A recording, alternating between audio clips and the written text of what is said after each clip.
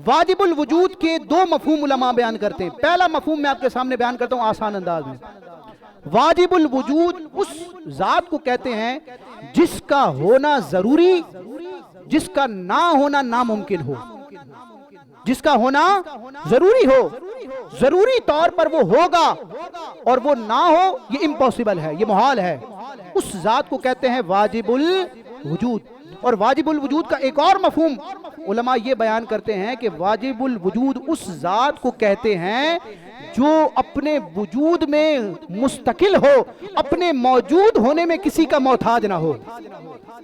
تمام مخلوقات، تمام چیزیں اپنے وجود میں اس کی محتاج ہوں، وہ اپنے وجود میں کسی کا محتاج نہ ہو، اسے کیا کہتے ہیں؟ واجب الوجود. تو یہ ہمارا بلیف ہے اپنے رب کے بارے میں کہ میرا رب موجود ہے، اس کو کسی نے وجود نہیں دیا، وہ خود سے موجود ہے. اسی لیے ہم اس کو فارسی میں کہتے ہیں خدا.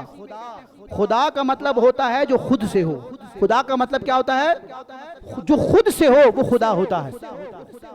یہی واجب الوجود کا فارسی میں اور اردو میں ترجمہ ہے. واجب الوجود جو خود سے ہو، یعنی کہ جو خدا ہو. خود آئندہ فارسی میں اس کو کہتے ہیں، خود سے ہو.